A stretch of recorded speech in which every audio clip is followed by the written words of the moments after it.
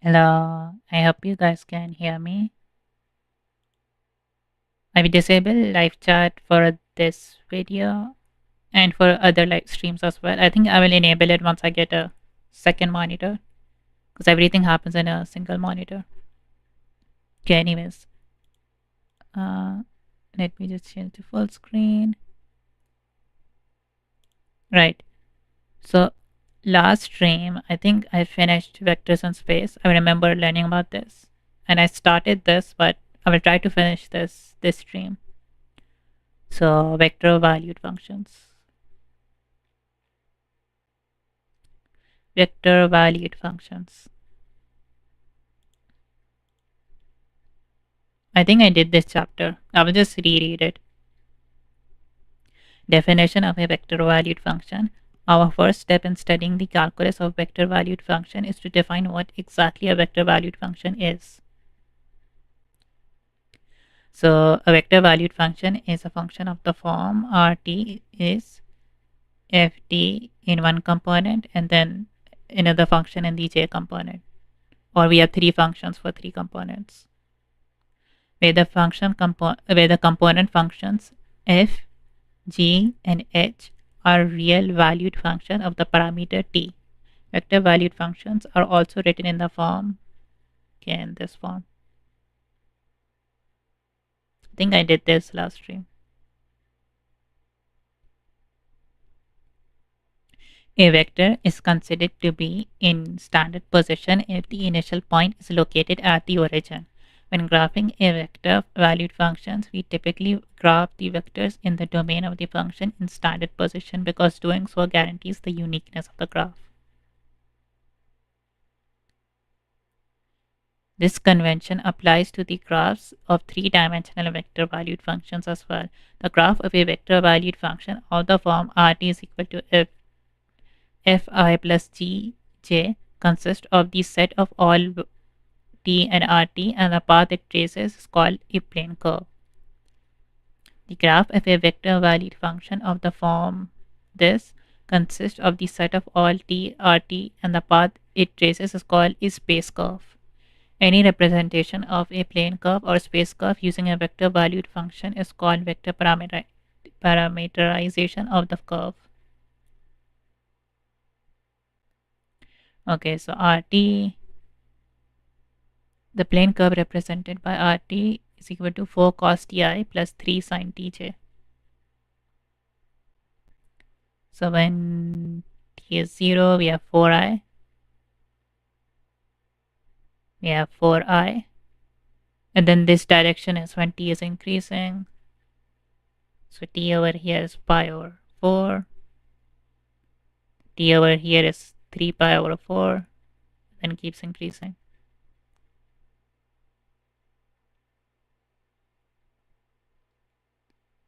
Okay. And then we have this other function. Alright. You may notice that the graphs in path A and B are identical. This happens because the function describing curve B is a so-called reparameterization of the function describing curve A. So let's see. We have 4 cos t I plus 3 sin tj. And then for the next one, you have 4 cos t. Isn't this the same thing?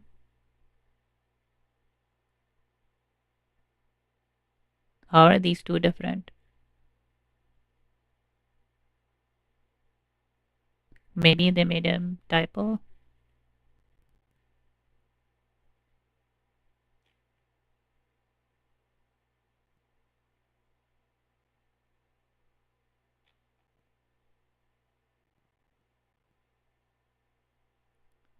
Any curve has an infinite number of reparameterization. For example, we can replace t with 2t in any of the three previous curves without changing the shape of the curve.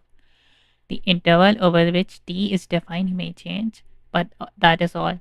We return to this idea later in this chapter when we study arc length parameterization. I think if we replace t with 2t, wouldn't the graph get smaller maybe?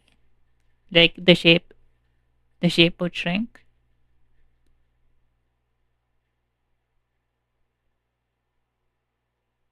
Would it? No, no, I don't think. I don't think anything would happen to the ship. So we now take a look at the limit of a vector valued function. This is important to understand to study the calculus of vector valued function. A vector valued function R approaches the limit L as t approaches a, written like this. And then we have the limit properties. Oh, that's it. I think I will have this other page open for the answer keys. So answer key.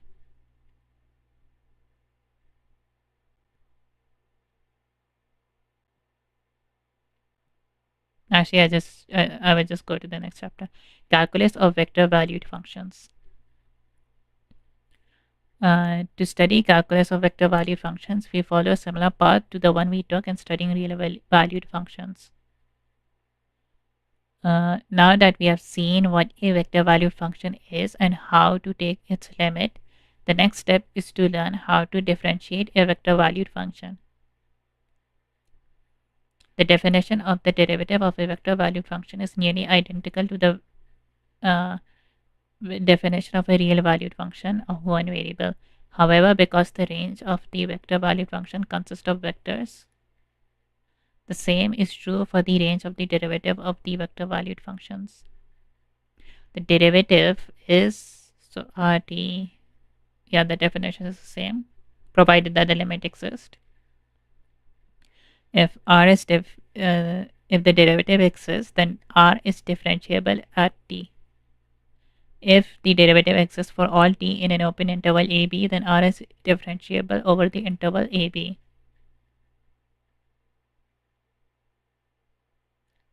So finding the derivative of a vector valued function.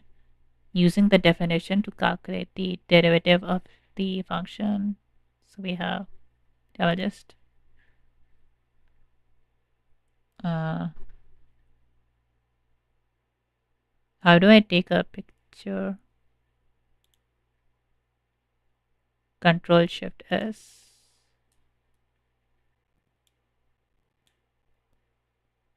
Copy. Paste.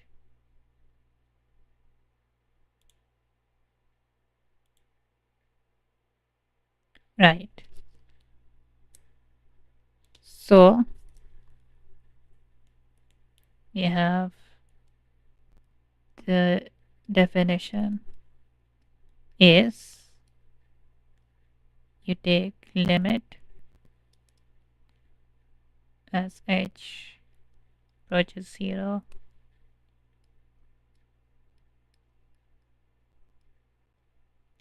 minus rt over h,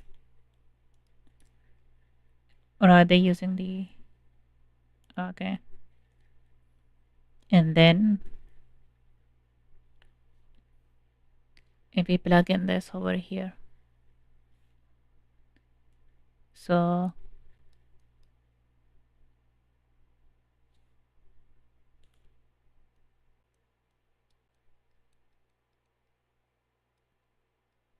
rt plus h is 3t plus 3h plus 4 I, and then plus it with t square plus 2th plus h square minus 4t plus 3j.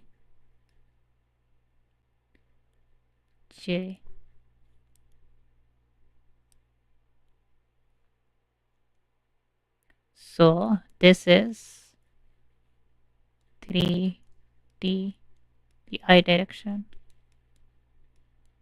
3h in the I direction, and then 4I, plus it with t square in the j direction, this also in the j direction, this also in the j direction, this 2, and then plus 3j. And then we have RT is equal to this.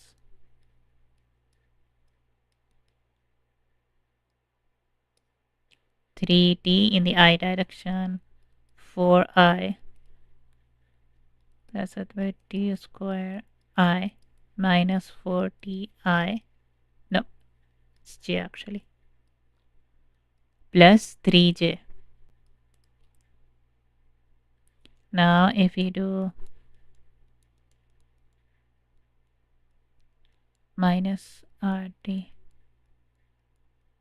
so this and this cancel, this and this cancel, we'll have with 3hi,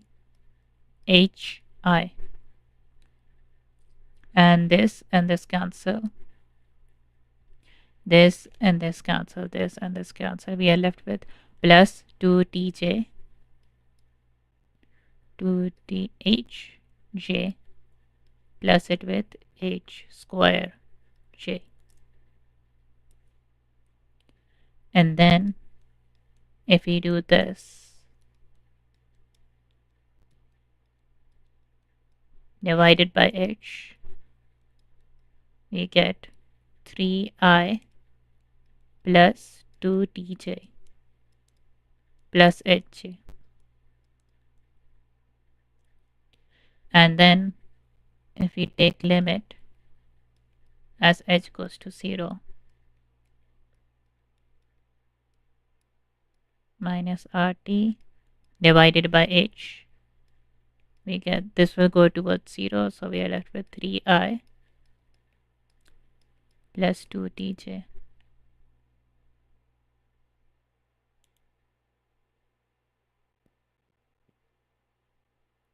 3i plus 2tj, and then where did the minus 4 come from? Did I miss something?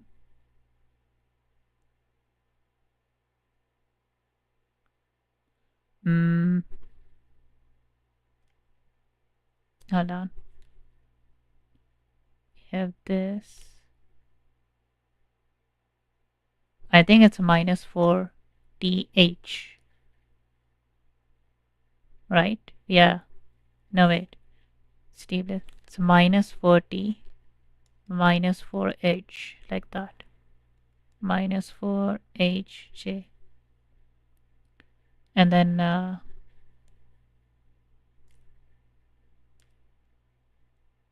minus 4hj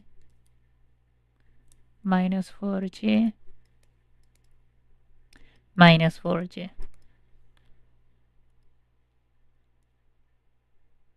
This is example 3.4.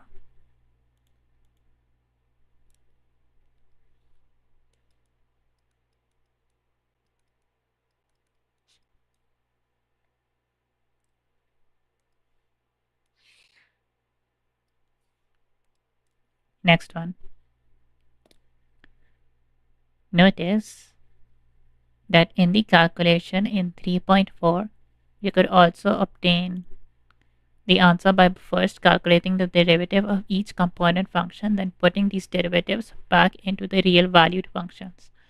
This is always true for calculating the derivative of a vector valued function, whether it is in 2 or 3 dimensions. We state this in the following theorem.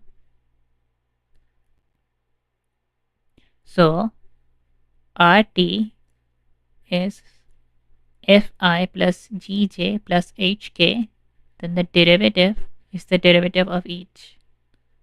Derivative of Fi plus derivative of Gj plus derivative of Hk.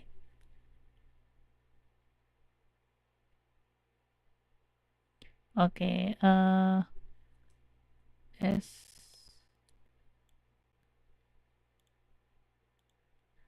So, example 3.5.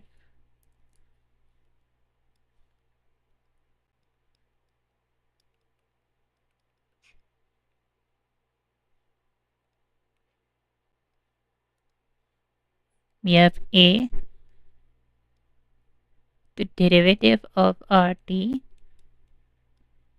is the derivative of this, which is just 6i plus it with derivative of this, which is 4 times 2 is 8, t plus 2j. And then b, we have derivative of cos theta is minus sine t.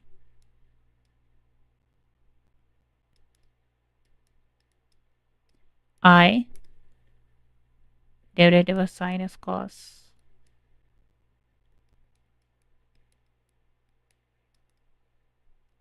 C.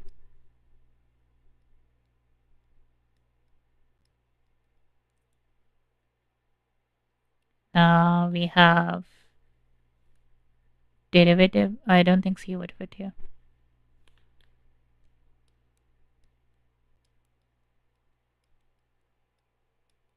Derivative of the first times the second plus the first times the derivative of the second. All of this is I.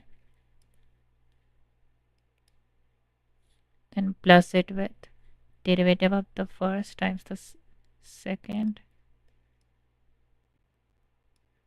plus the first times the derivative of the second, which is minus sine t. This j. And then plus it with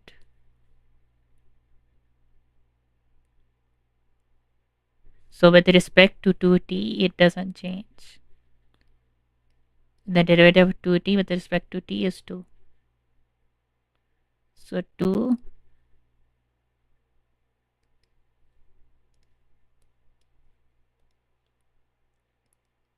2 and then k over here.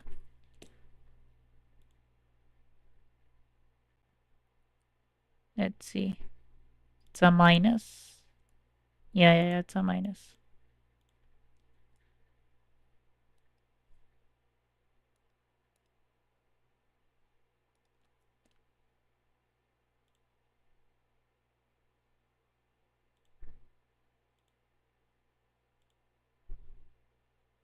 So this is correct. This is correct. What about the last one?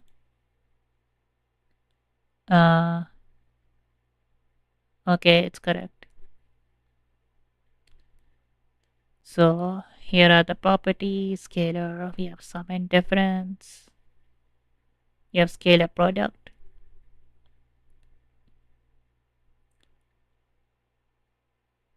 It ut is a vector, right? Yeah, ut is a vector. And then fp a real valued function of t. The output of ft is a scalar, right? Then we have the dot product. Then we have the cross product. Then the chain rule, so derivative of r with respect to, and then multiply it with the derivative of f. If the dot product is a constant, then this times the dot product is 0.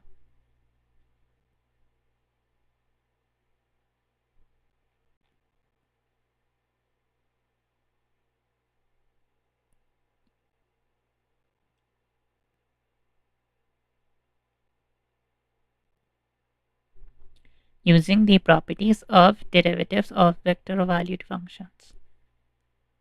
Okay. So let's copy this.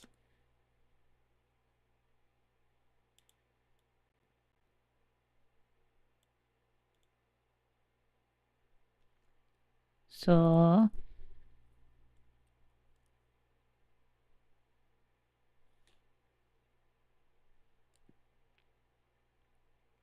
we need to find derivative of these dot products. I think it works like the product rule. What? Yeah, exercise 3.6. Exercise 3.6. So derivative Let me just write it down. You have RT dot UT.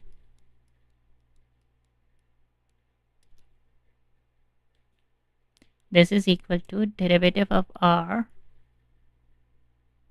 Oh, it's going to take long. Derivative of RT dot UT plus RT derivative of UT dot product. And then the derivative of R is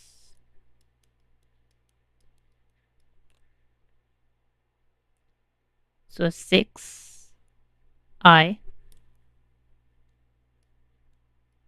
plus 4 times 2 is 8. 8t plus 2j and then plus 5k. And then the derivative of u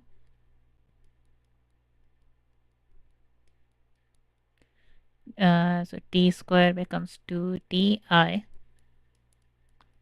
plus it with 2j plus it with 3t square minus 3k.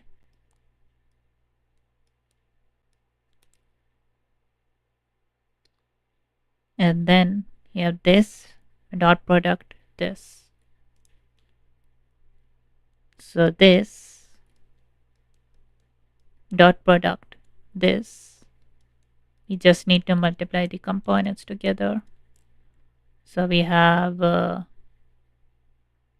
6 times, you have 60 squared minus 18.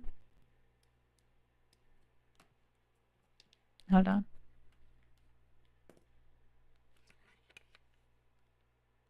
I have a calculator on the side just in case. Plus it with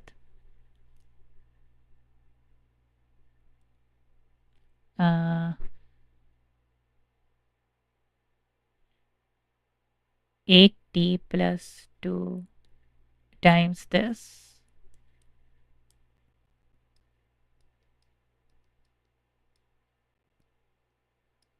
times it by 2t plus 4. This is taking longer than expected. Plus it with 5 times this. So 5t cubed minus 3t minus 15t. So now we are left with 5t cubed plus 6t square minus 15 plus 8 plus 2t, so minus 5t. 2 for minus 18 is minus 12. If I get one step wrong, it's going to snowball it. Dot RT. This is, so we have 2t times 60 plus 8. 2t times it with 60 plus 8.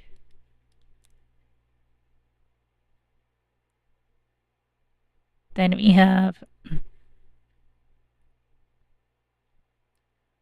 2 times it by 4t square plus 2t minus 3.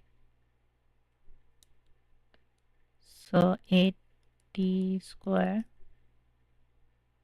plus 4t minus 12. And then add that with You have 5t over here. You have 3t squared minus 3. So 15t squared minus 15. Yeah, minus 15. And if I simplify this, we have 12t squared. This is 16t. Plus it with 8t squared, 4t minus 12 plus 15t squared minus 15.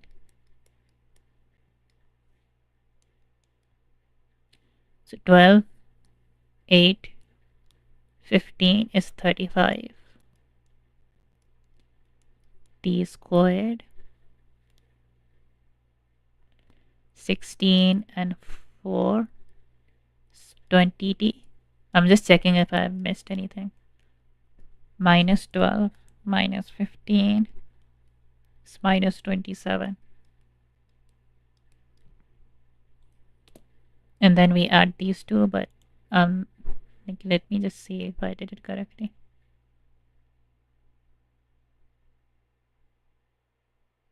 Yeah, what if I add these two, what do I get?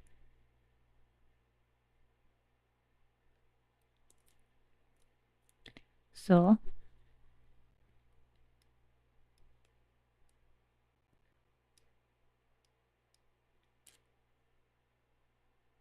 we have 5t cubed. Hold on. 5t cubed.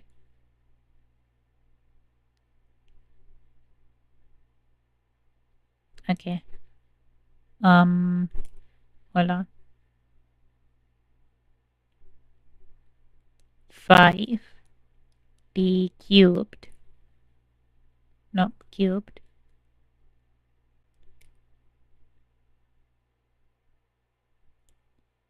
Plus 41t squared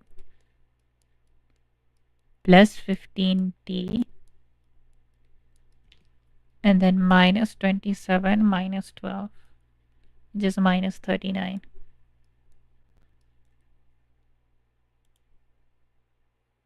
This is not right.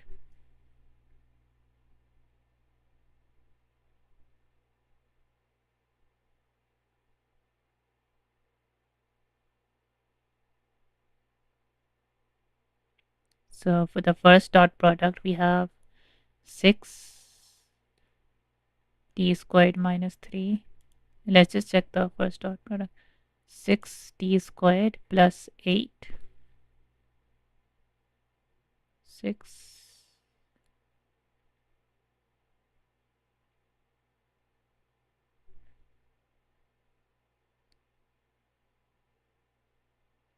Shouldn't this be 18? Okay. And then the next one we have 8t plus 2, then 2t plus 4. So 8t plus 2, 2t plus 4, and then 5t cubed minus 15t, right?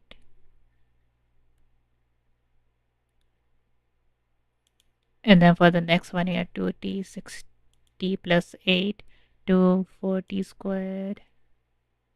Why is it 4t squared? Oh, 4 times 2 is 8.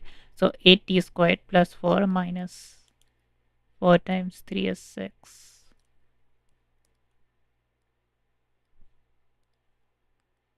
4 times 3 is 6.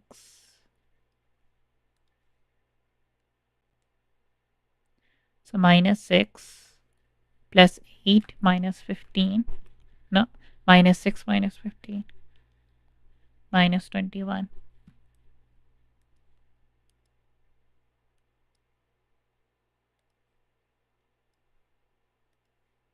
And then 39.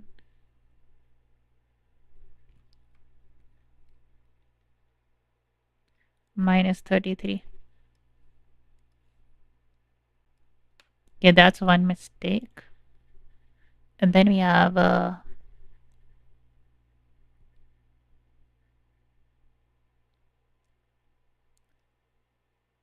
5t over here. What is u? So wait,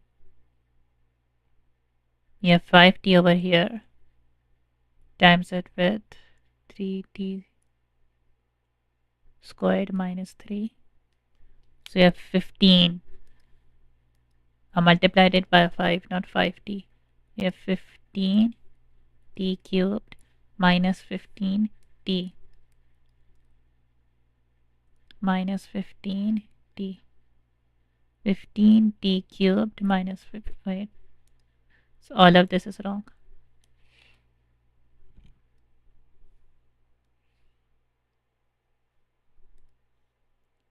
This is 12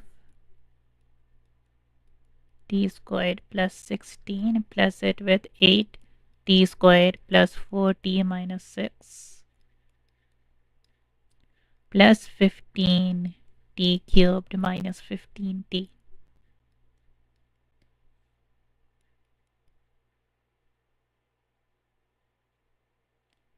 And then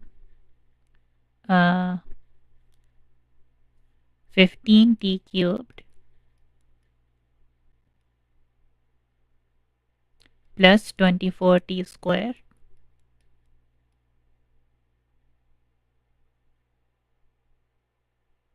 minus 11t plus it with 10. Now if we add these two together, we get 20t cubed plus it with 30t squared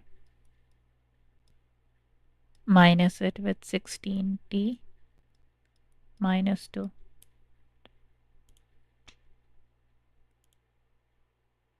You got 42t squared plus 26 plus 26 minus 16.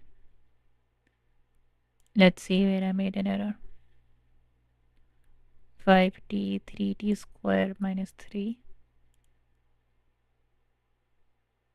So this seems correct. 2t plus, so 12t plus 16.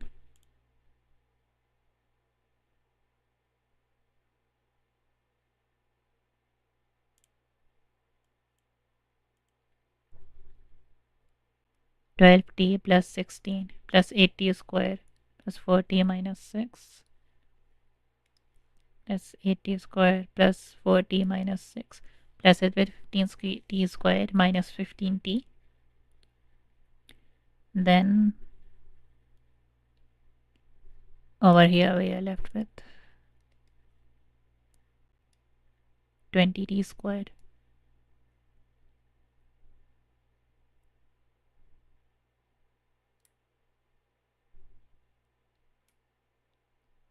And then 16 minus 6, it's plus 10.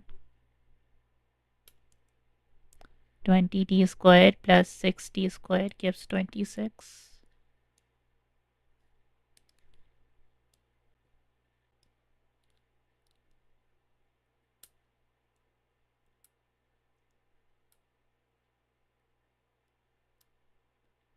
Let me think.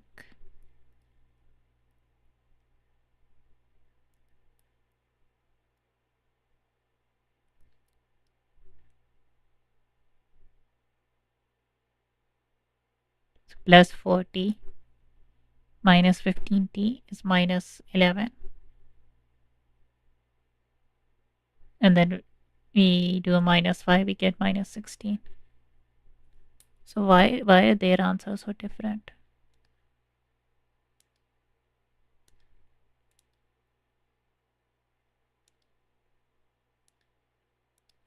This is cubed. I think they made a mistake.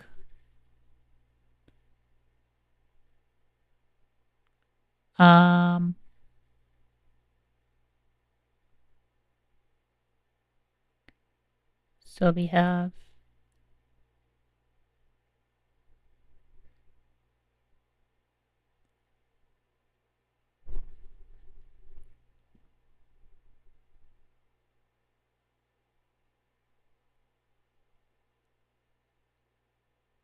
6 t square minus 3. 6 times t square minus 3.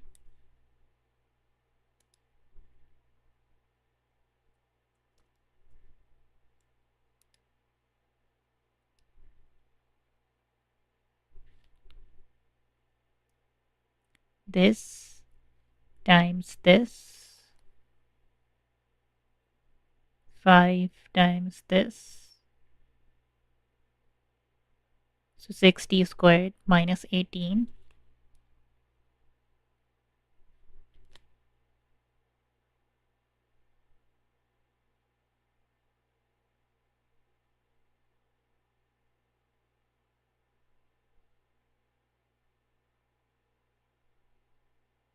And then we have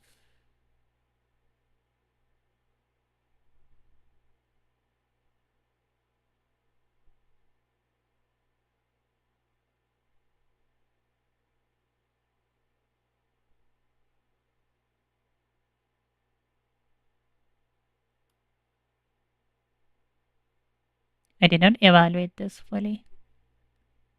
8 instead of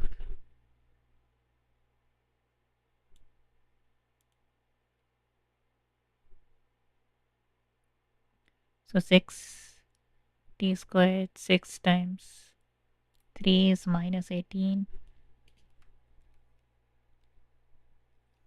And then 80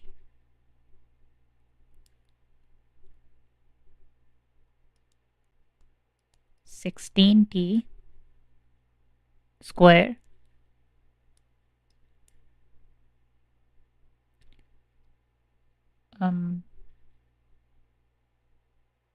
so we have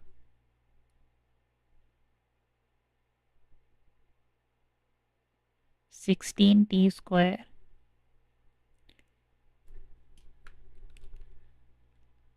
plus 32t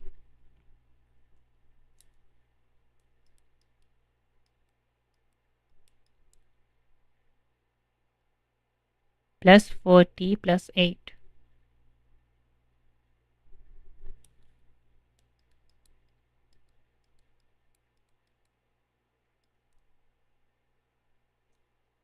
Now let's see. 5t cubed plus it with 60 square plus 16t square, which is 24. No, 22 I think.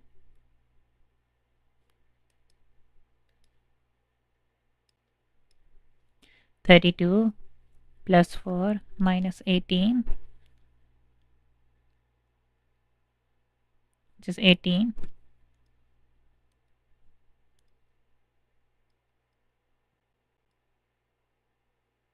Yeah, 32 plus 4 minus 15,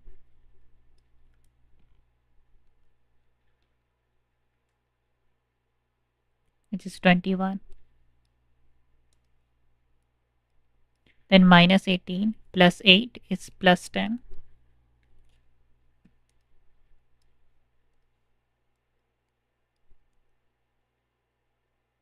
So then you have 10 plus 10 is 20 plus 21 minus 11 is 10 plus 10.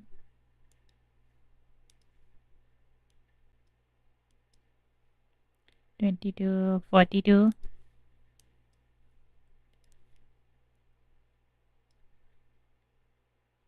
42, right?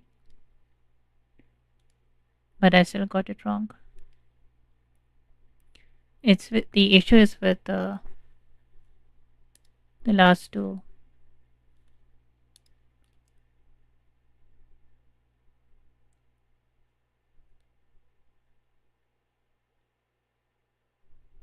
So we have 32t. Let's see. So we have 8t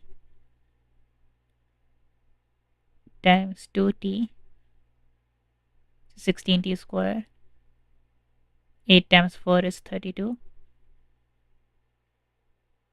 32t. Then 2 times 2t is 40. 2 times 4 is 8.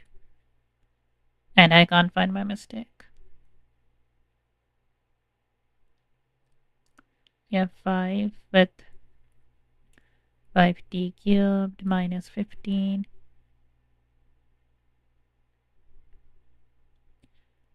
minus 18 plus 8.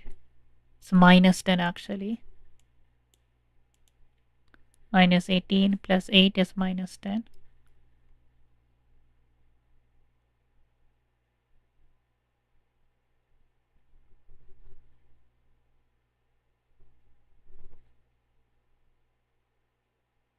Let's see.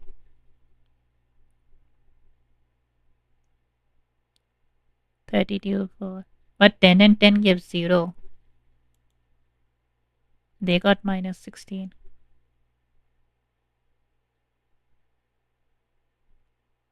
Yeah, minus 6 over here. Yeah, plus 16 over here. Where did the 16 come from? So 2t plus 8 is 16t, not 16. So that makes this minus 6. And then minus 16. Then you have 16t plus 4t minus 15t. So 16 minus 15 is plus 1. And then plus 4 gives us plus 5. 5 plus 21 is 26.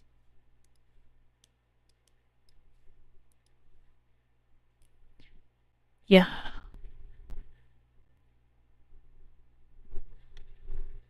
Okay, tangent vectors and unit tangent vectors. I'll just delete that.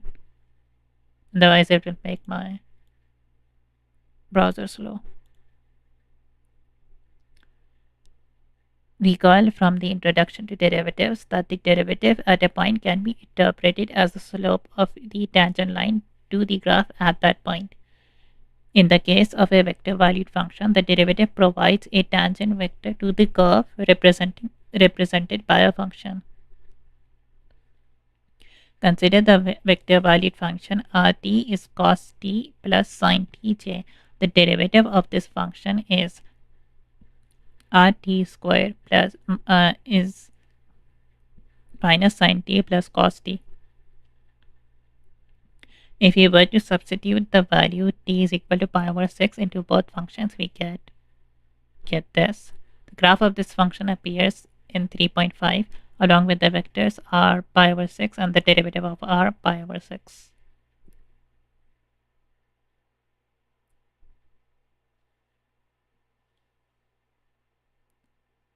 Is the length of the vectors the same? Okay, the direction is like 90 degrees apart. Like it's in a different direction.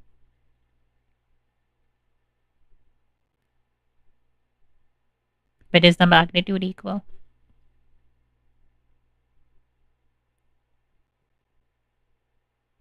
Let C be a curve defined by a vector valued function r and assume that the derivative of r exists when t is equal to t naught.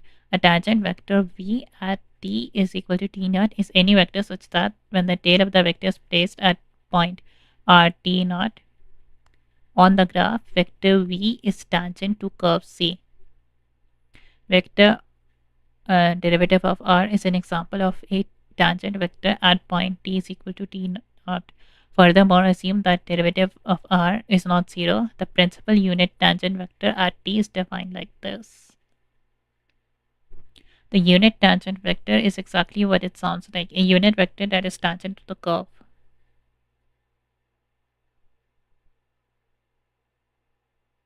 So find the unit tangent vector for each of the following vector valued function. Example 3.7. I will only do B.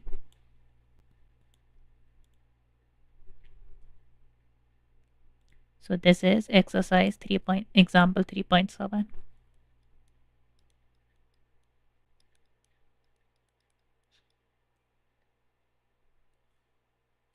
So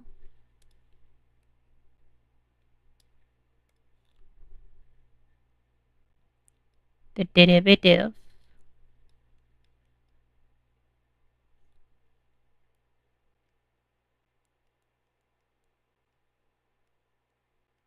is this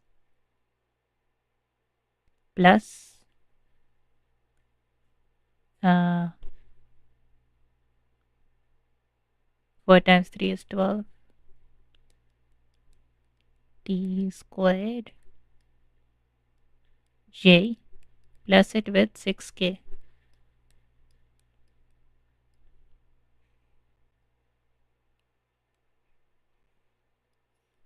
And then we have to square each. So 6t squared. 6 times 2 is 12. Hold on, no. 12 and 12 is 24t. Plus it with 4. And then square of this.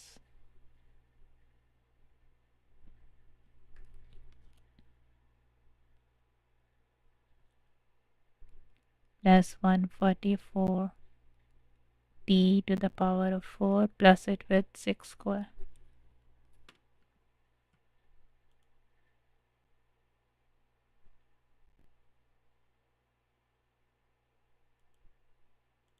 So they have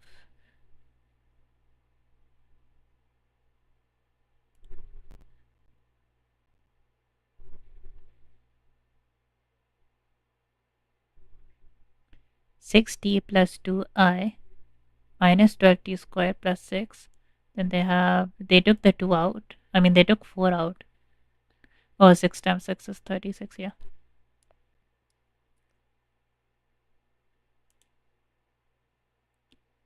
Where did the 2 come from? 36 t to the power of 4. Wait, hold on. Why is it to the power of 4?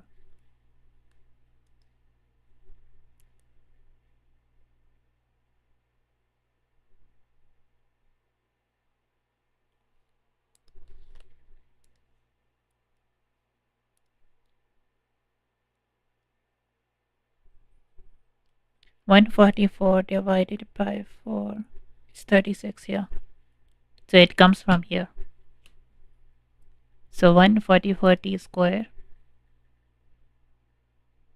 right? Which is 36 times 4. And we have 36 plus 6 is 42. No, this is 6 square. 36t square.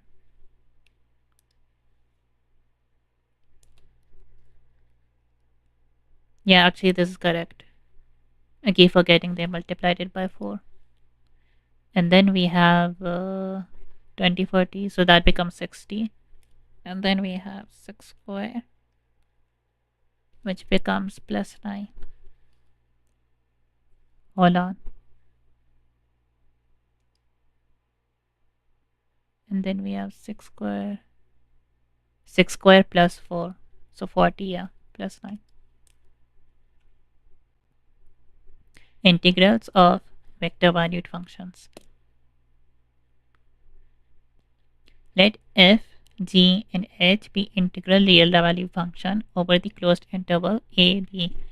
The indefinite integral of a vector valued function r is equal to fi plus gj is. So the integral of this, we find the integral of each component. For the definite integral, we find the integral of each component.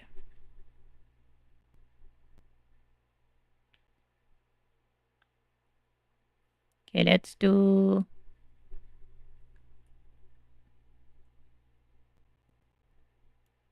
see what I will copy and get rid of this.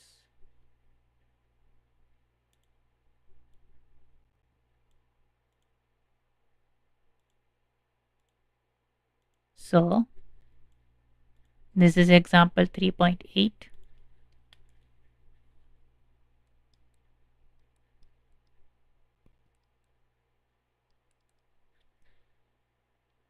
Let's do B. It involves the cross product. I, J, K. You have t squared t cubed. T cubed t squared and then t.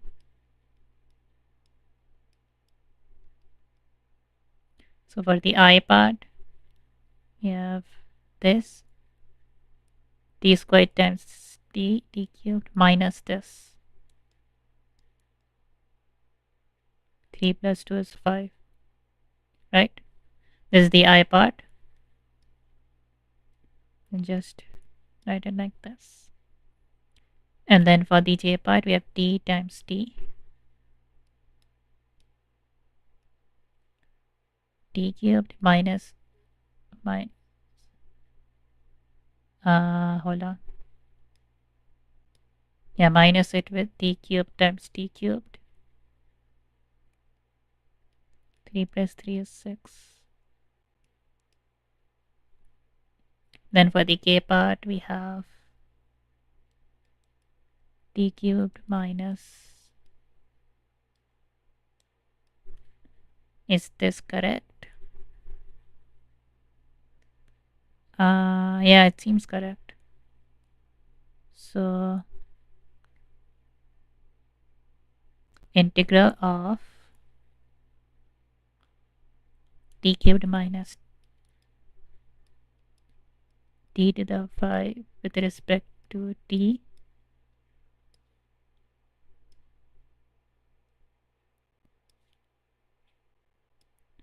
I, and then plus it with integral of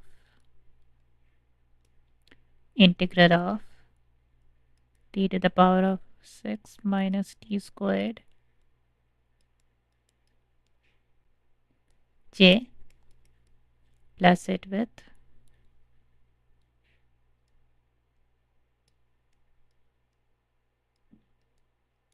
t cubed t5 k.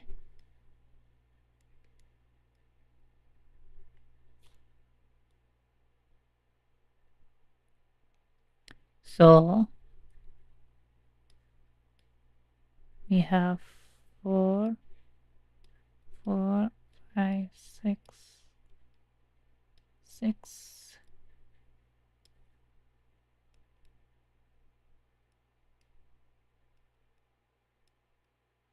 7,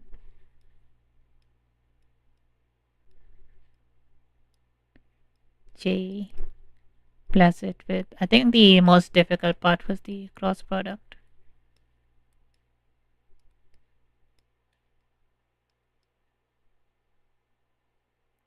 6, 6, k. Let's see. Okay. Okay.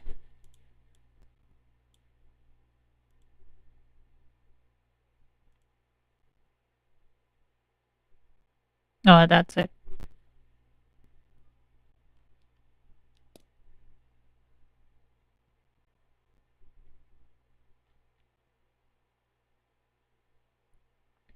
A particle moves on a circular path.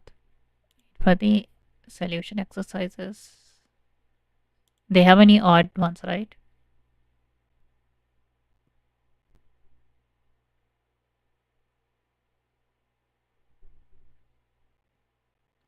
A particle moves on a circular path of radius b according to the function, this function where omega, this is omega, is the angular velocity d delta over dt. Find the velocity function and show that vt is always orthogonal to rt.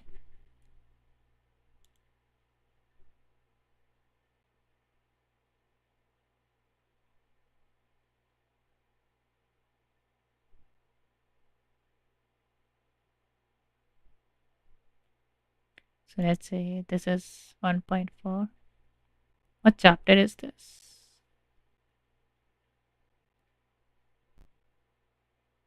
3.3. So this is 3.2. I'll just solve that one question and then I'll go to the next chapter. 3.2.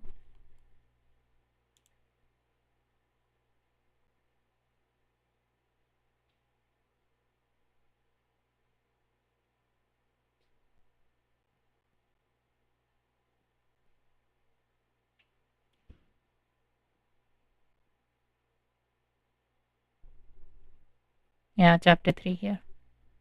3.2.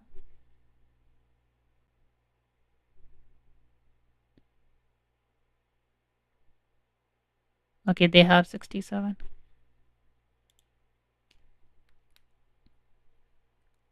Question 67. Question 67. So RT is B cos. I don't know if you call this omega. Omega T. I plus it with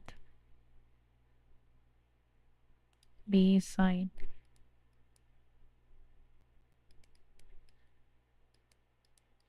omega Tj. And then omega is d theta over dt.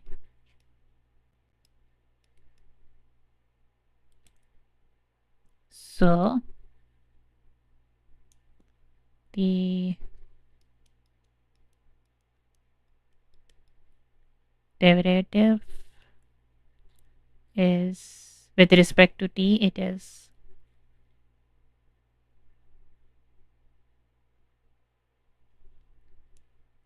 b derivative of cos is sine wt, and then derivative of wt with respect to t. I plus it with b cos wt. Actually, it's minus bd. It's not dwt. Actually, it is, yeah. And then the derivative of the inside.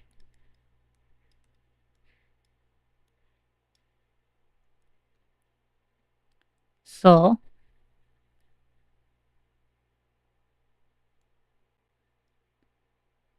derivative of this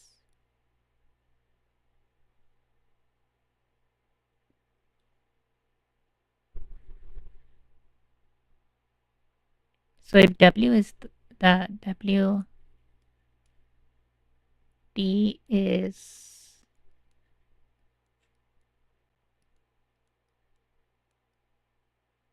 and then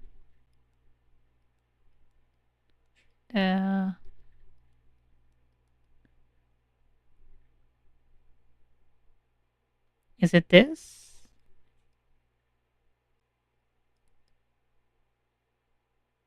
Is it like that?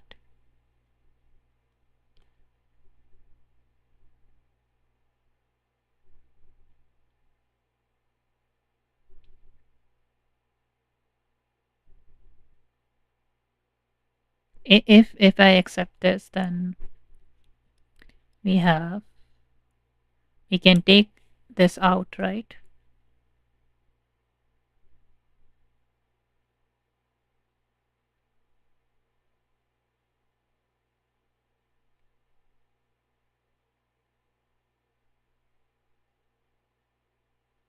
Wait, let me think.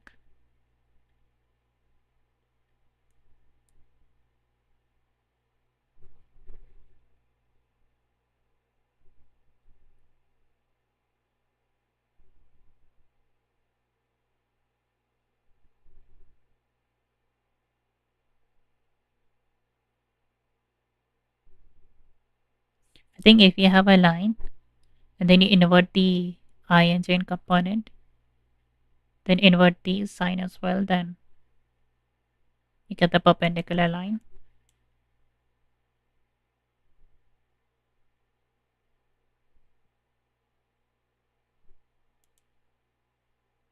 what did they do?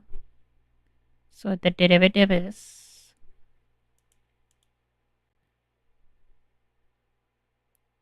okay. They did this.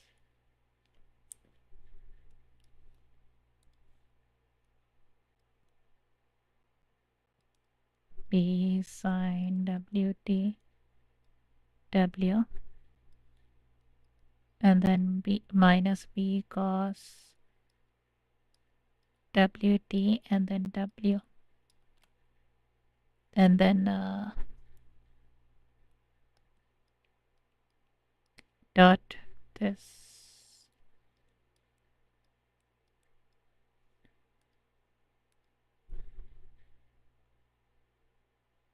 The velocity is orthogonal, so we do this by doing the dot product. So I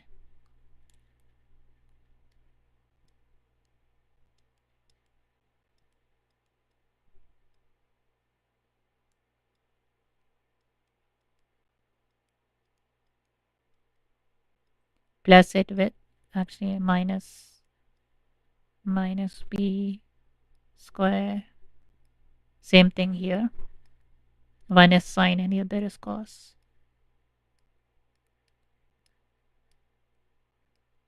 This is 0. So the velocity is perpendicular.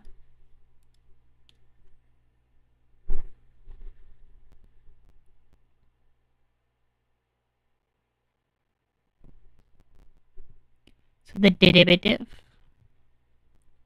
gives another vector which is perpendicular to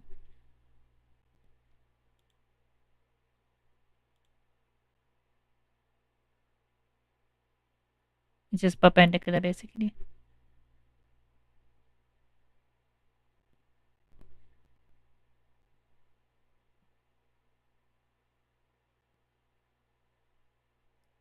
Arc length and curvature. In this section, we study formulas related to curves in both 2 and 3 dimensions and see how they are related to various properties of the same curve. So the arc length, we have seen how a vector valued function describes a curve in either 2 or 3 dimensions. We call arc length of a parametric curve, which states that the formula of the arc length of a curve defined by the parametric functions, this and this, is given by this. So the arc length of a parametric curve is this. In similar fashion, we define a smooth curve using a vector valued function R, and the formula is given by this. For 3 dimensions is this.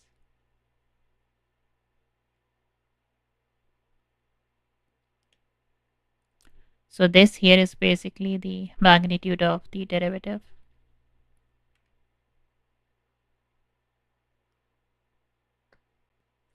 Okay, let's do example 3.9.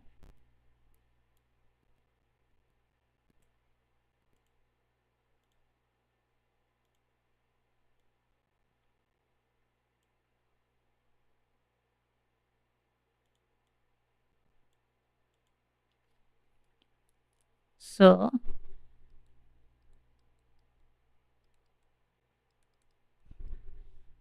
let's do A.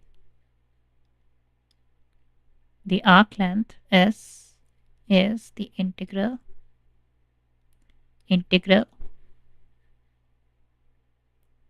the square root of this squared. No, the derivative of this squared. So the derivative is 3. And then this squared, which is 4.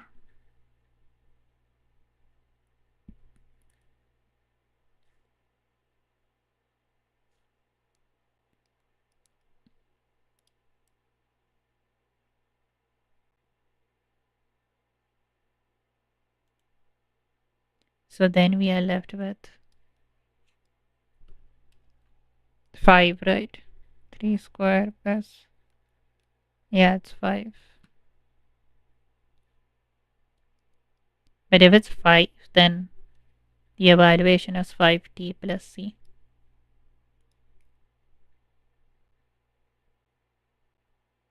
Oh, it's between 1 and 5.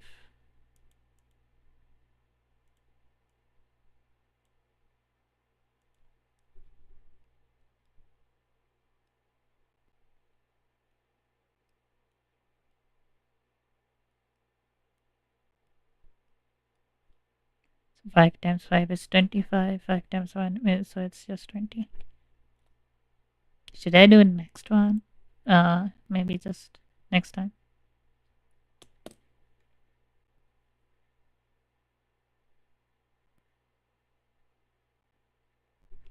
Now we return to the helix introduced earlier in this chapter. A vector valued function that describes a helix can be written in this form.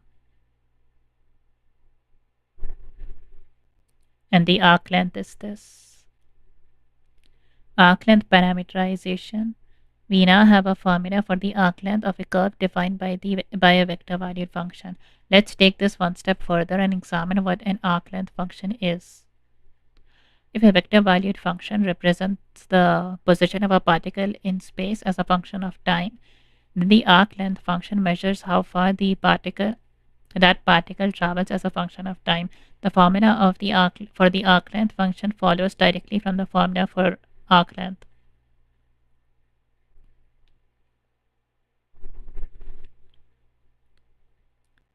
Okay, since st measures distance traveled as a function of time, the derivative of st measures the speed of the particle at any given time. Since we have a formula for st, we can differentiate both sides of the equation.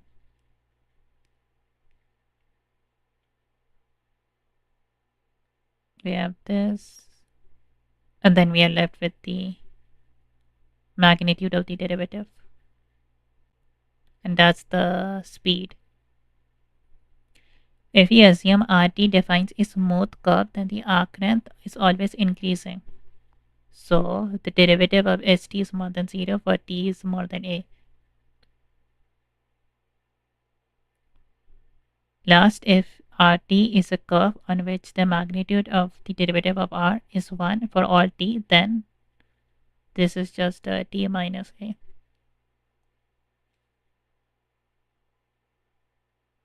Which means t represents the arc length as long as a is equal to 0.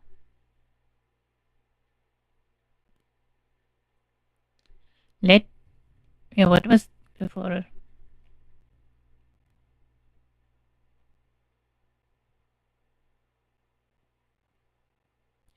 Let RT describe a smooth curve for t is more than or equal to a.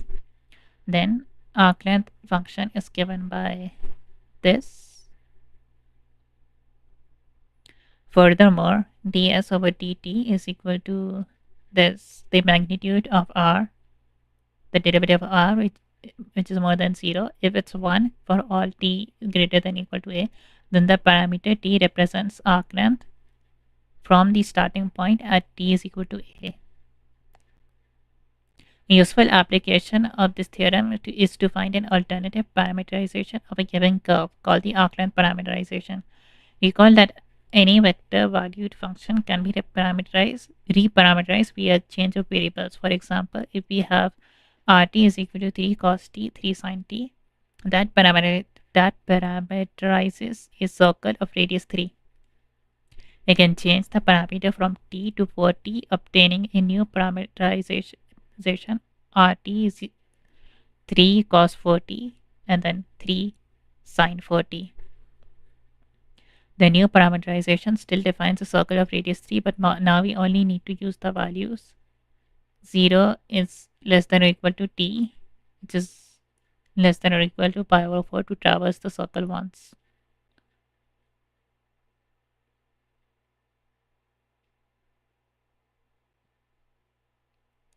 So find the arc length parameterization.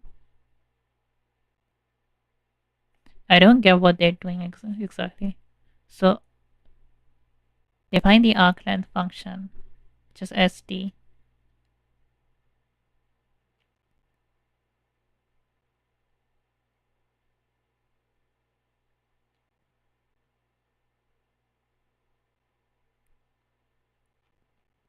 So before we were learning about the arc length formulas, right? And then this new thing is arc length parameterization, which is basically the arc length, but when it's more than or equal to 0.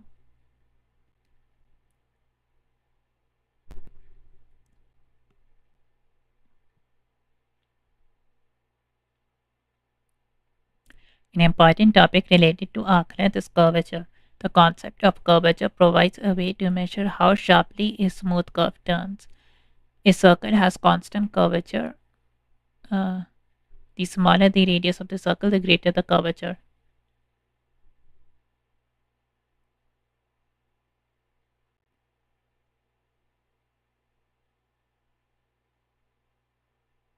The curvature of a graph at that point is then defined to be the same as the curvature of the inscribed circle. You know, think of driving down a road. Suppose the road lies on an arc of a large circle. In this case, you would barely have to turn the wheel to stay on the road. Now suppose the radius is smaller. In this case, you would need to turn more sharply to stay on the road. In the case the curve is other than the circle, it is often useful to inscribe a circle to the curve at a given point so that it is tangent to the curve at that point and hugs the curve as closely as possible. Let C be a smooth curve in the plane or in space given by Rs, where S is the arc length parameter. The curvature, what is this K? The curvature K at S is this. What's the capital T? dt over ds.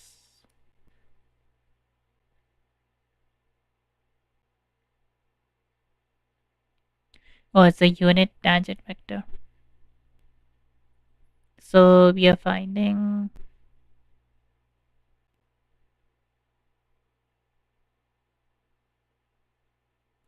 the curvature K at S is dt over ds. The formula and the definition of curvature is not very useful in terms of calculation. In particular, recall that t represents the unit tangent vector to a given vector valued function rt. And the formula for t is a derivative of rt over the magnitude of the derivative. To use the formula for the curvature, it is necessary to express rt in terms of the arc length parameter s. Then find the unit tangent vector t for the function rs. Then take the derivative of t with respect to s. This is tedious process. Fortunately, there are equivalent formulas for the curvature. If C is a smooth curve given by RT, then the curvature K at C of C at T is given by this.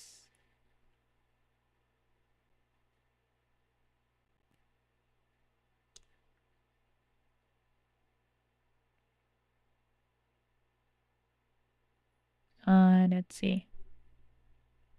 C is a three-dimensional curve, then the curvature can be given by this formula. So derivative of R, cross product, double derivative of R. Okay, this is getting complicated. C is the graph of the function y is equal to f of x, and both y, derivative of y and double derivative of y exist. Then the curvature K at point xy is given by this.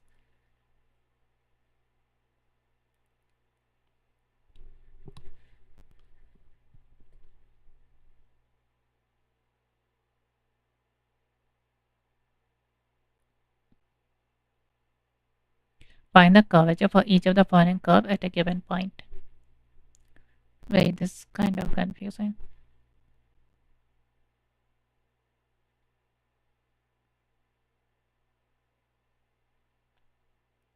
Okay, so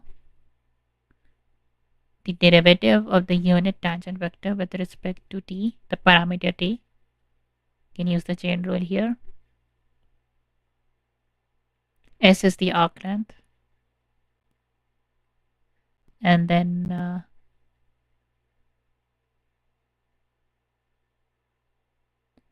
we have this,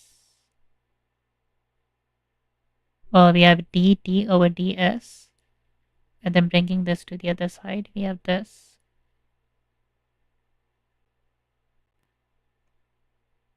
And then they took the magnitude of both sides.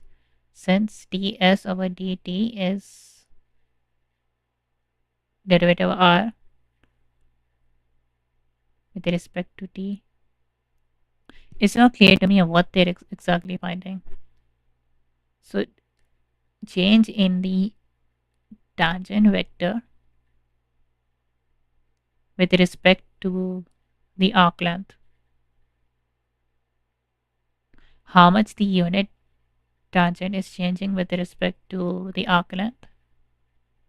So in a tiny increase of the arc length, where the unit tangent vector changes a lot, then there's a great curvature.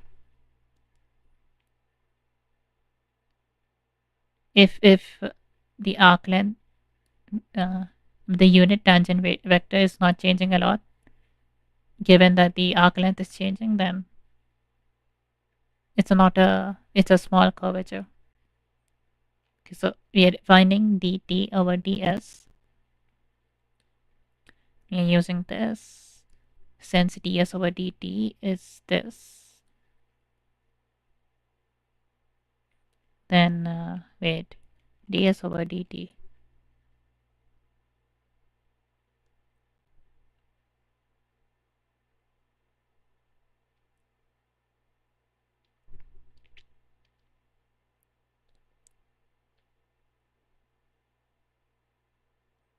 Okay,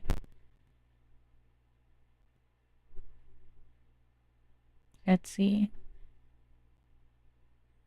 This gives the formula for the curvature k of the curve C in terms of any parameterization of C. So curvature is this divided by this.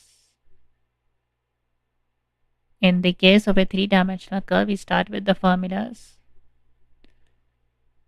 So T is this, and ds over dt is this. Therefore, we are left with this. We can take the derivative of this function using the scalar product formulas. Using these last two equations, we get. So we have proved this. We are now trying to prove this.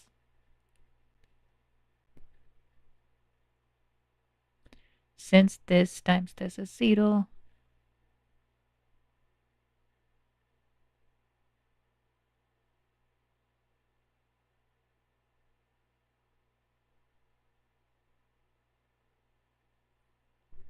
we are only left with this.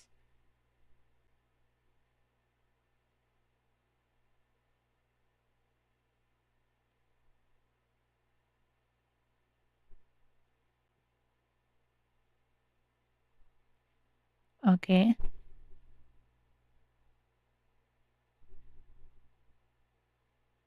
Okay.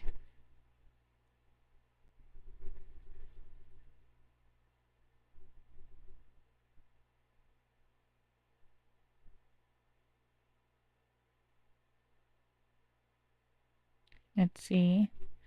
We can define RT is equal to xi plus f of xj plus 0k. Or they're defining it in a line in like the xy plane. And then the curvature is given by this. Find the curvature for each of the following curves at the given point. Let's just try this then.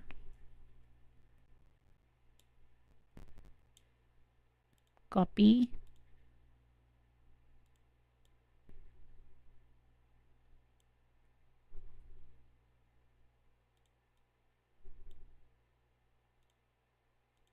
This is 3.11.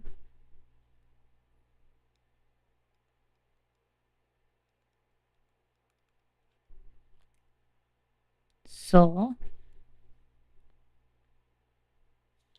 we have this, and the curvature k is how much the unit tangent vector changes with respect to the arc length. And the formula for this is,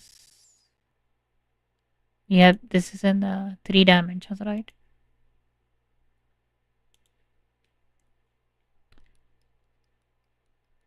We have derivative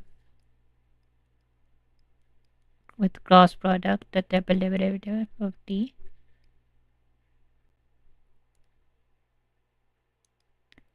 and then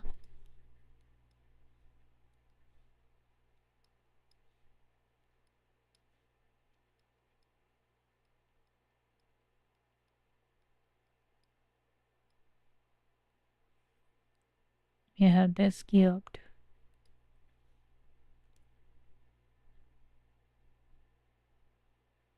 So the derivative is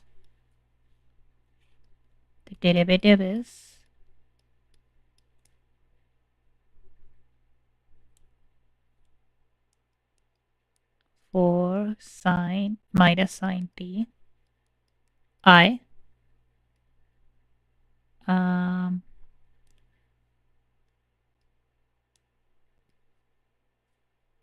plus 4 cos t j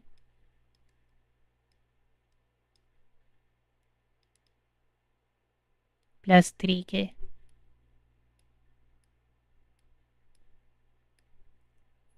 And then the double derivative is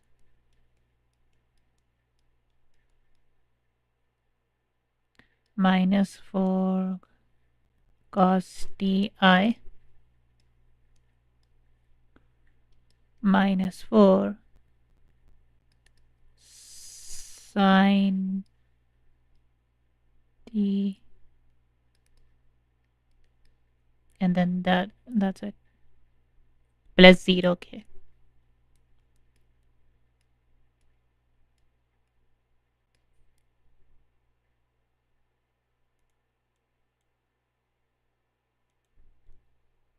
So now if we want to do the cross product,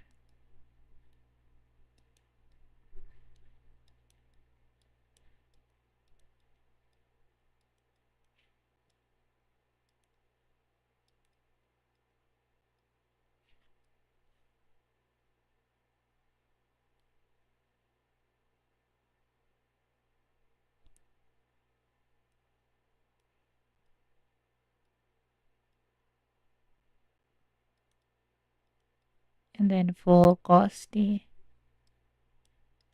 and then 3, we have I j k, we have minus 4 cos t minus 4 sine t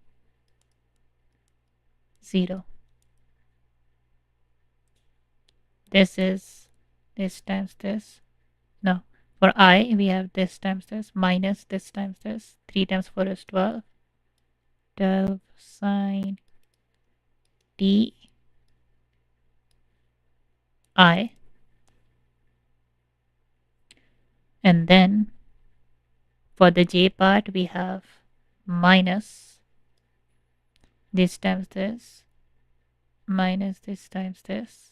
So minus minus becomes plus. 4 times 3 is 12.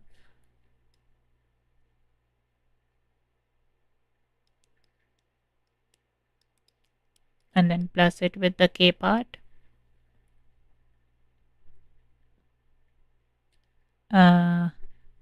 Minus 4 is 16 sine squared, minus it with a minus, and minus will come plus. So 16 cos t squared.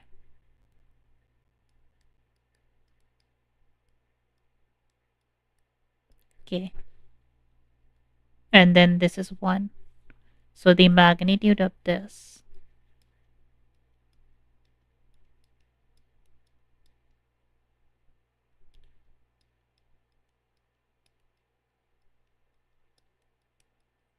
is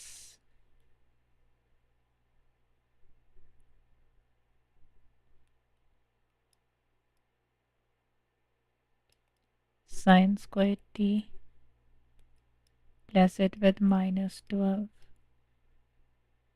Nope.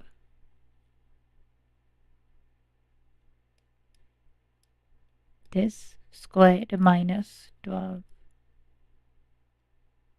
cos t squared. This is not minus, this is plus. And then this and this is 16 squared.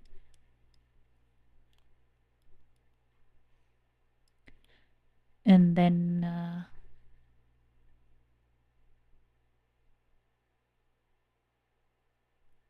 12 squared is 144, right?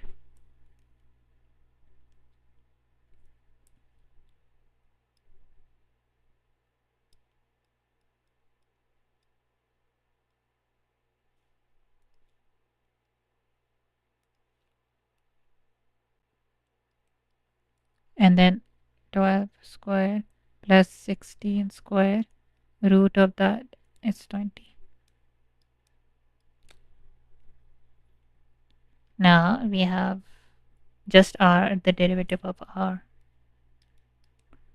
T magnitude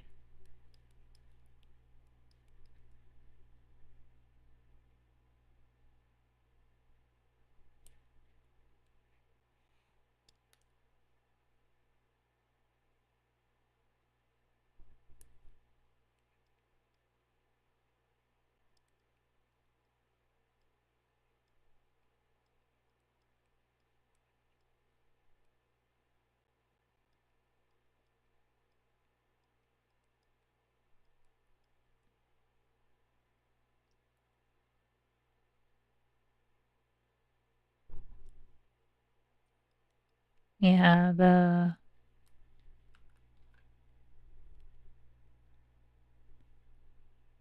16 sine squared, 16 cos squared. Sine squared and cos squared just make 1 plus 9.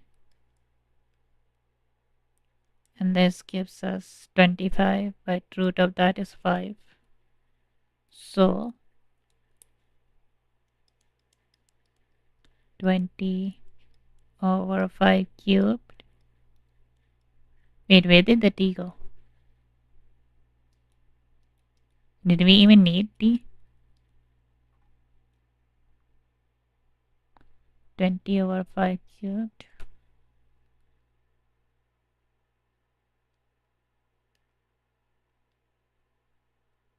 Zero 0.16, but I feel like this is wrong. Something is wrong here.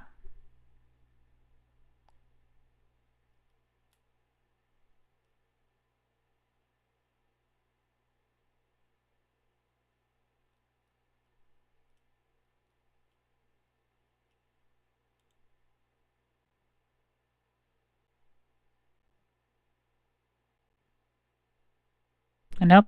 4 over 25, it was correct. But does the t not matter? Maybe it's a circle. No, it's not a circle. It's like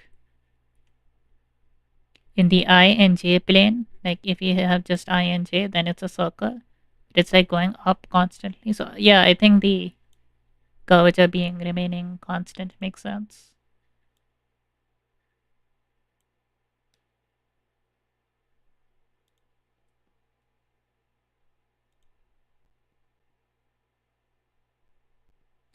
The normal and binormal vectors.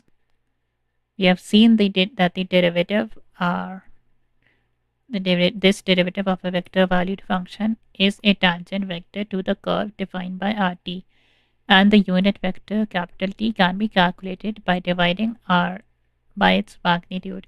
When studying motion in 3 dimensions, 2 other vectors are useful in describing the motion of a particle along a path in space: the principal unit normal vector and the binormal vector.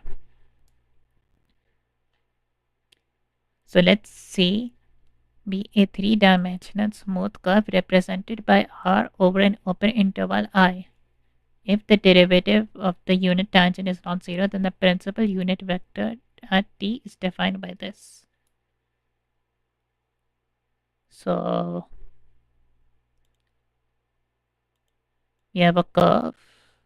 We have a curve, and then at point T we have some unit vector. So what about this unit vector? The derivative of the unit vector. So we have like a double unit vector. So as you increase T, the unit vector will actually make it go in that direction. As you increase T, the unit vector is going to change. So the derivative of the unit vector is another vector, and we are taking the unit vector of that. Unit normal vector is this, and the binormal vector at T is defined by this.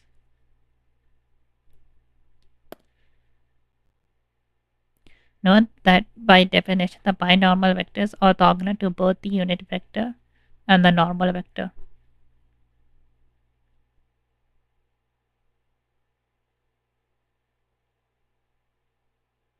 Furthermore, Pt is always a unit vector.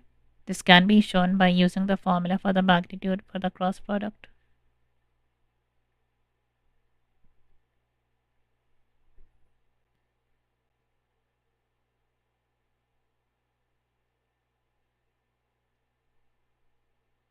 Okay, so this is one way to define a cross product where theta is the angle between t and n. Since n is the derivative of the unit of a unit vector, property 7 of the derivative of a vector value function tells us that t and n are orthogonal to each other. So theta is equal to pi over 2. Property 7.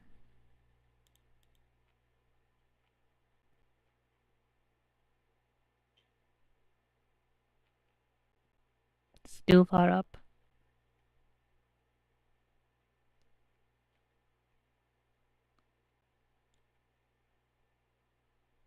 If this and this is constant, then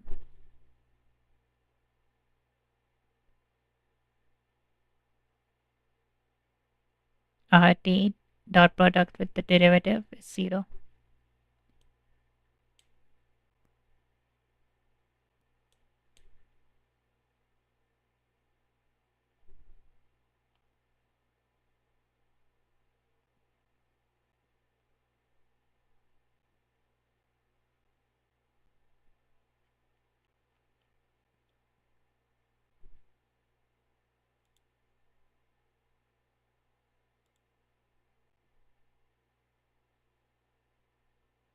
Furthermore, they are both unit vectors, so their magnitude is 1. Therefore, this and this is equal to 1 times 1 times sine pi over 2, which is 1. So BT is a unit vector.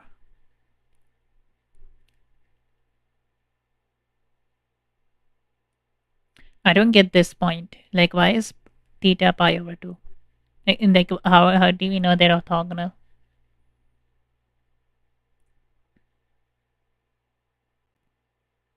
Since nt is the derivative of a unit vector,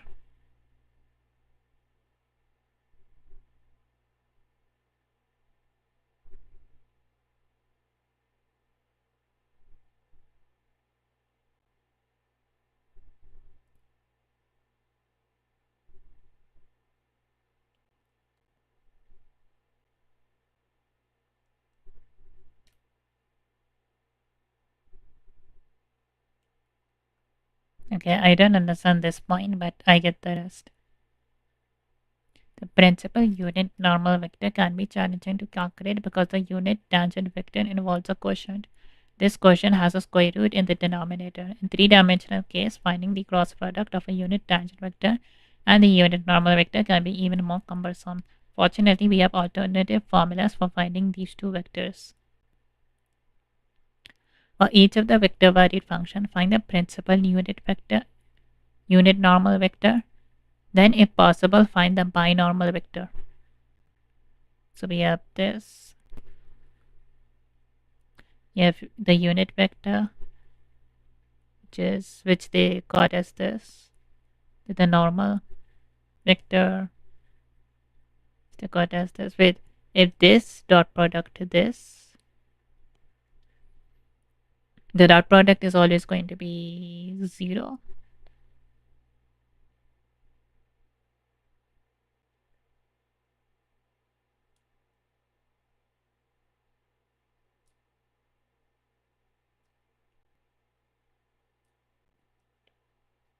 I think I understand. Dot product with itself will be 0.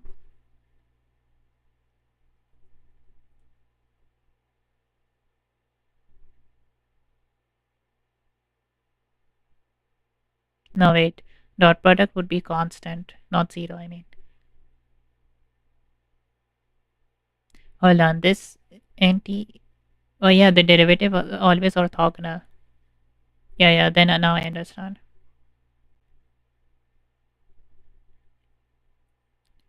Now the binormal vector. Furthermore, the principal unit vector points towards the center of the circle from every point on the circle. Since RT defines a curve in 2 dimensions, we cannot calculate the binormal vector.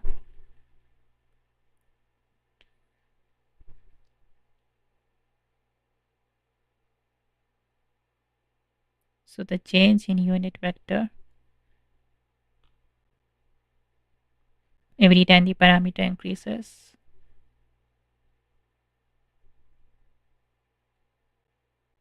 So the unit vector is going towards 0.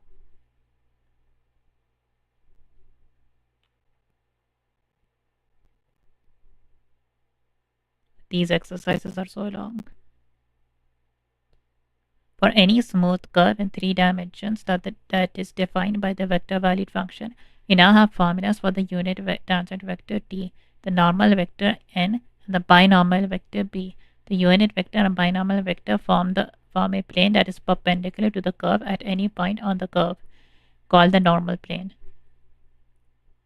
In addition, wait, hold on. Yeah, in addition, these 3 vectors form a frame of reference in the 3-dimensional space called Fernet frame of reference. Last, the plane determined by vectors t and n forms the osculating plane of C at any point P on the curve. So we have t, we have the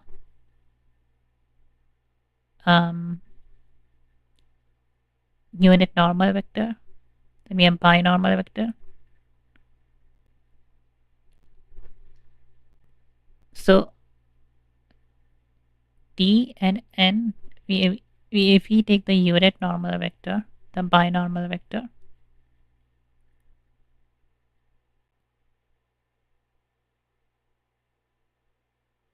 they mean this, right? T and n is the, no wait, unit tangent vector and then unit normal vector.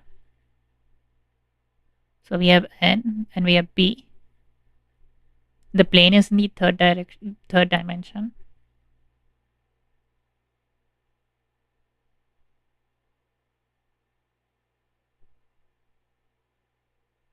It defines a plane called the normal plane. Form a plane that is perpendicular to the curve at any point. Oh, the plane formed by B and N, B and N, right? The curve goes through that plane at 90 degrees.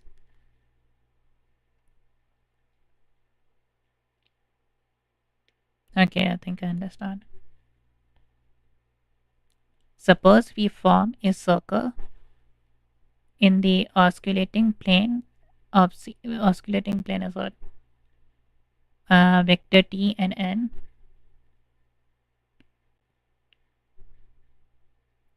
Suppose we form a circle in the osculating plane of C at point P on the curve. Assume that the circle has the same curvature as the curve does at point P and let the circle have radius r. Then the curvature of the circle given by 1 is given by 1 over r. We call radius r the radius of the curvature of the curve, and it is equal to the reciprocal of the curvature. If the circle lies on the concave side of the curve and is tangent to the curve at point P, then this circle is called oscillating circuit of C at P as shown in the following figure.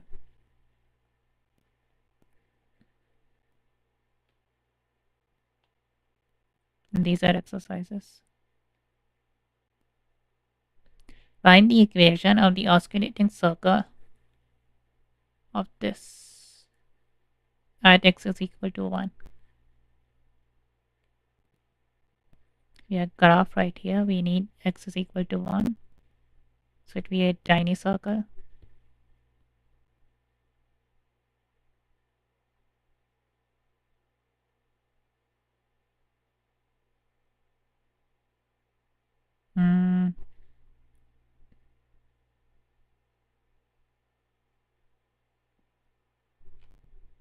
Find the equation of the oscillating circle defined by this.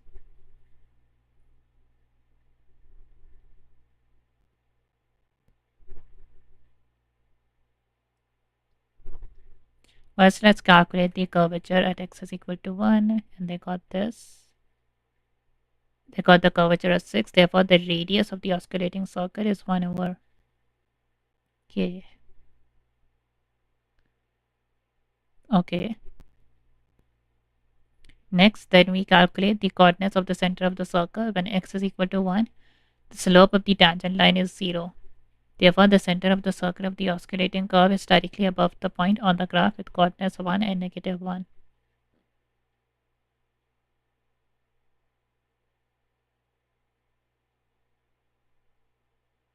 Why would it be 1 and negative 1?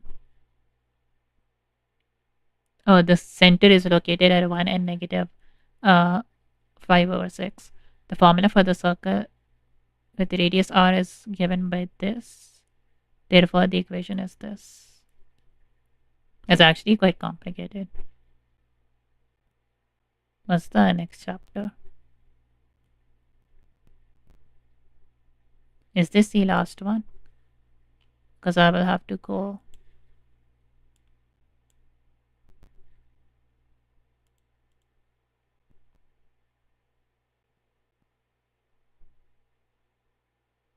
Yeah, motion in space.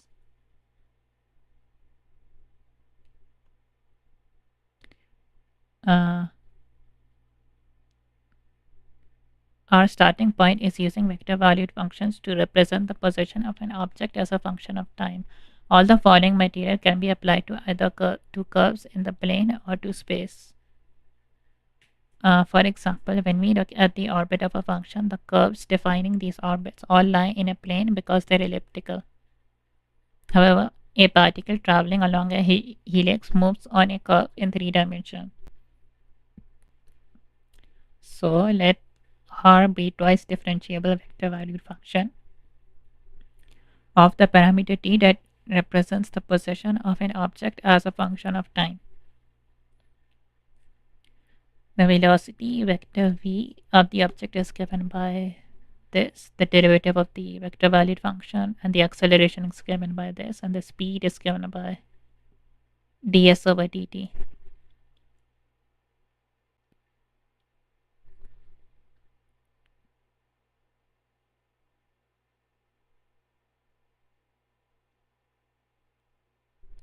Since RT can be either 2 or 3 dimensions, these vector valued functions can have either 2 or 3 components. So position, velocity, acceleration, and then the speed.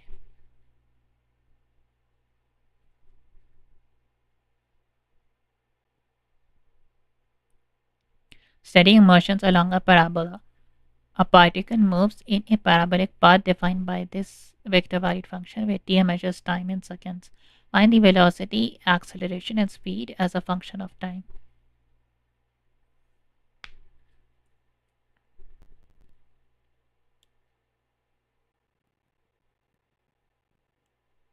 So we have 3.14.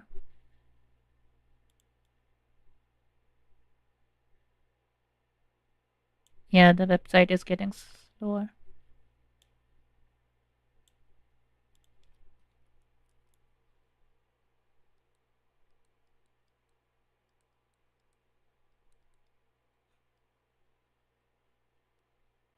A, we have RT, T square I will write it like this, T square, and then root 5 minus T square.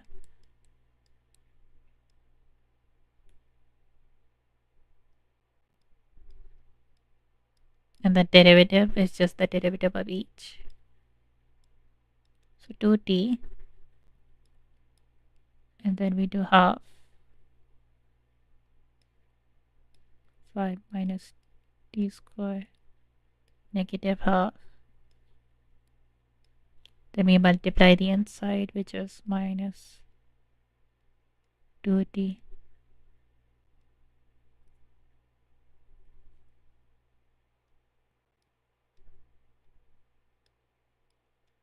And then we have this 2, half and half cancel. So we have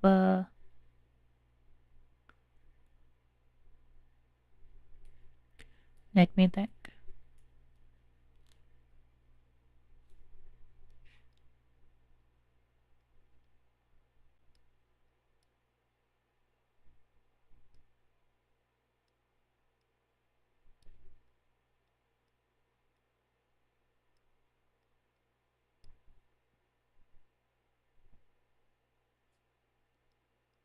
Derivative of the first, which is just 1, times the second.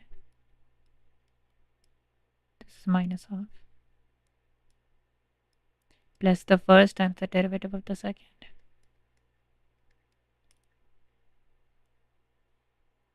The derivative of this, we bring minus half forward.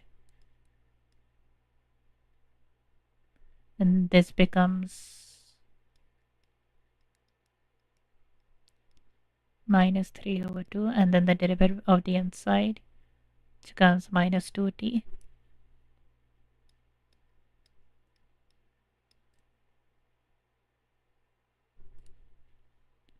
Wait. This is minus actually.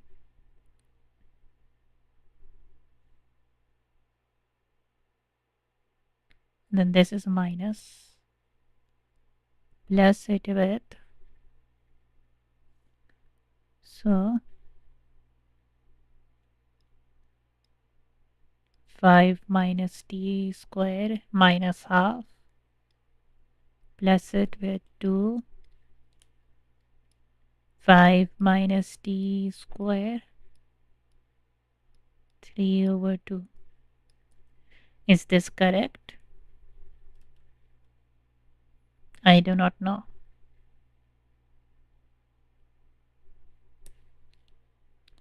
And then the arc length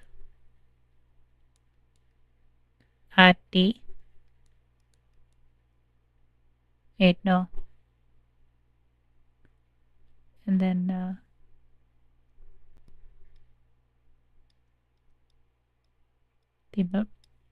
this. The magnitude of the change in this is 2 square, which is 4t square, plus, which is this basically, minus t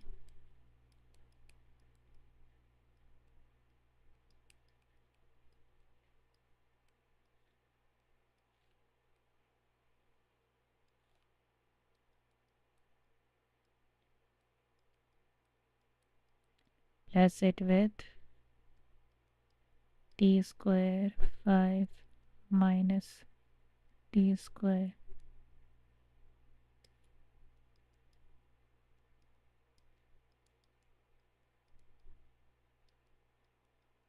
plus 5t square minus t to the power of 4. So 9t square minus t to the power of 4. That's wrong. So is the acceleration correct? F2. Okay, it's not correct. So let's see.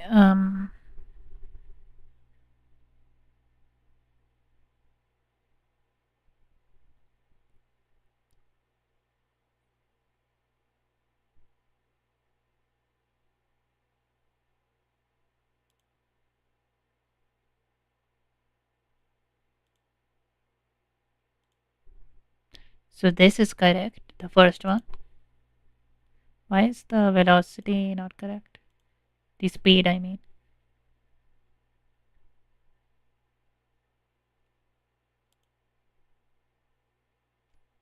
Oh, wait. This is a -1.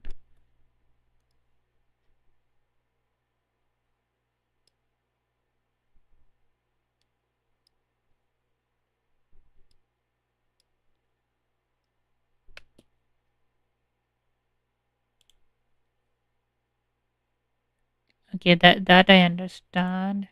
What about this? 2i -5.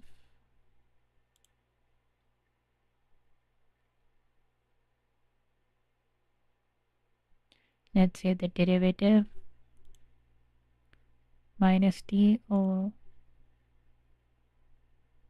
and then we have this derivative of the first.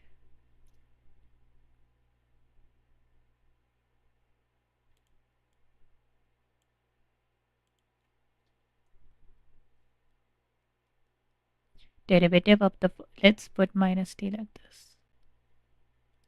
Derivative of the first times the second plus the first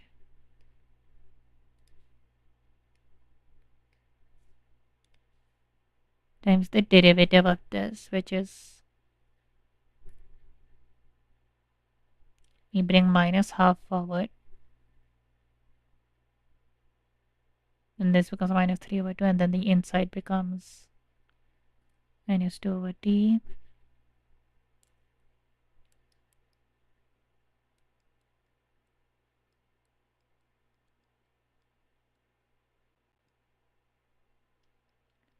Plus it with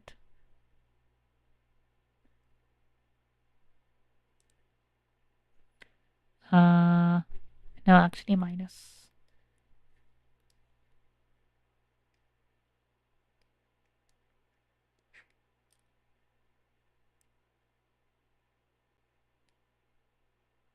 Cube root 5 minus t square.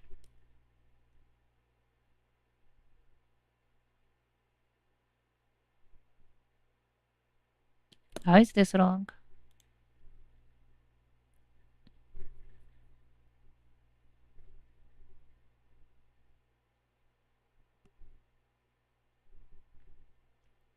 Okay, I will look at it later.